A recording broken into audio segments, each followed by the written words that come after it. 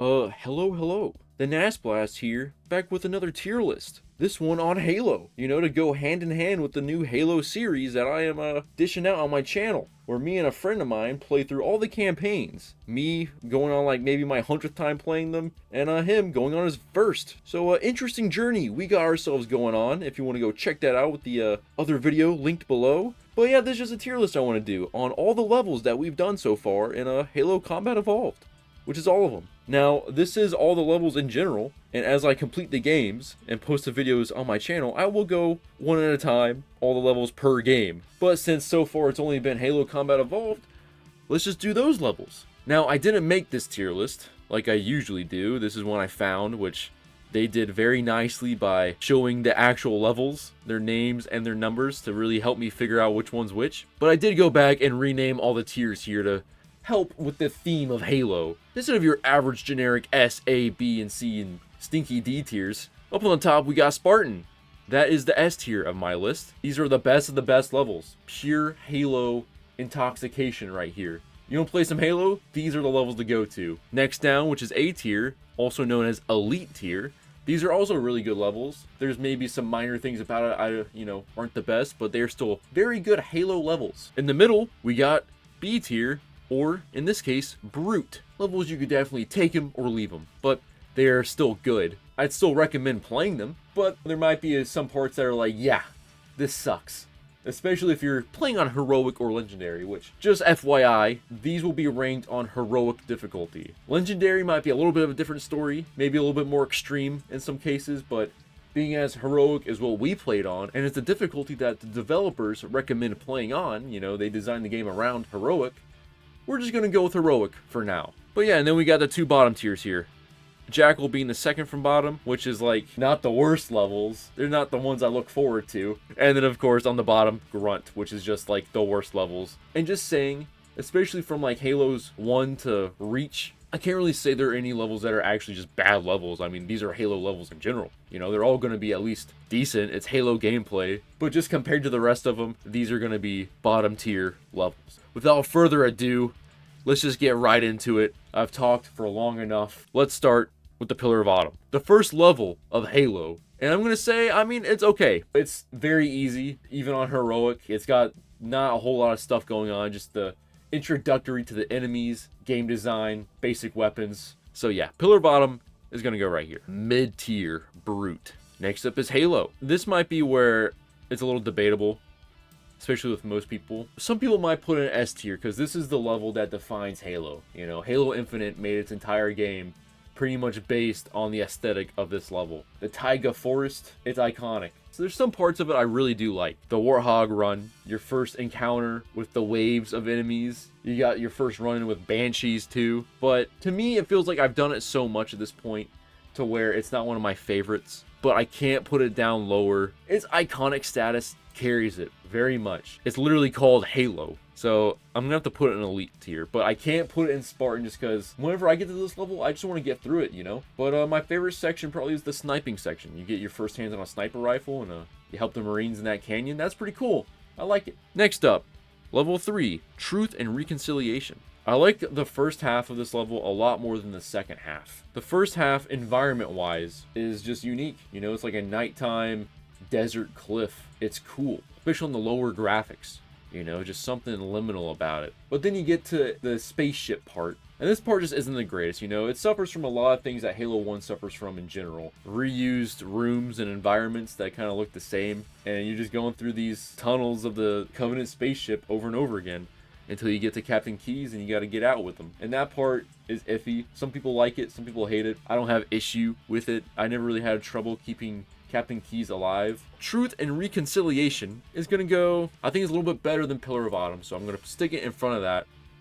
Top tier Brute so far. Next up is a Silent Cartographer. Now this level, I'm going to go and say, is the best level of Halo Combat Evolved. And this is the island level, where you can pretty much go across the island however which way you want. Full exploration pretty much with the Warthog. And not only do you explore the whole top half, but there's a whole under level too that you gotta go back and forth trying to find a key. But all in all, I mean, this is the level that I enjoy playing the most in Halo 1, just personally. And I think most people feel that way too, considering that new Halo 1 revamp coming out. Halo Campaign Evolved pretty much just shows this level. So I think it goes to show that this is the one that most people like. So yeah, Spartan tier for the Silent Cartographer. Now, level 5 is Assault on the Control Room. And this level, going back, I think had the most amount of deaths that me and my friend had on any level in Halo 1. It's one of the longest levels, it seems. Lots of like going through the same corridors over and over again. There are a couple segments that are pretty dope. The open area of like the ice tundra,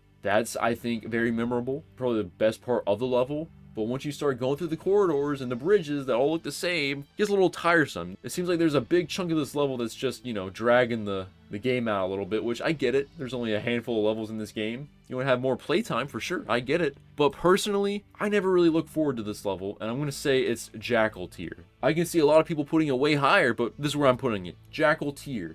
Next up, level 6, 343 Guilty Spark. As a kid, this level used to terrify me. This is the introduction to the Flood. You know, it starts off kind of slow. It's more of an eerie level, but then shit starts ramping up when the Flood starts invading. But I was surprised to learn that going back through it, this is probably the shortest level of the game. It took me like 15 minutes to get through it with my buddy. We spent the most time just getting lost and trying to find the way out, but once you do, the level really isn't that long. Very quick compared to, you know, levels like Assault on the Control Room. But 343 Guilty Spark, just the outside environment too is pretty unique and memorable. The spooky swamp with fog and creatures running in the mist. Pretty harrowing, if I'm using that word correctly. It's gonna go in, I'd say, Brute tier. This is another level that it just seems very middle of the road for me.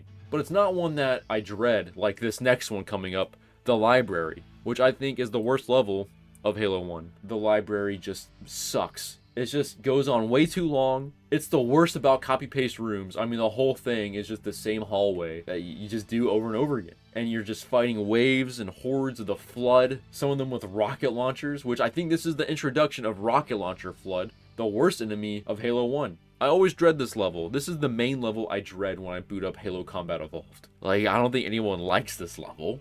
If this is your favorite level, then you need to go to a psych ward. No bueno. Next up, level 8, 2 Betrayals. This is another level, which is pretty much like Assault on the Control Room. It's actually the same level, just in reverse, and different enemies. And it's nighttime instead of daytime. But you go through the same tunnels and stuff you do in Assault on the Control Room.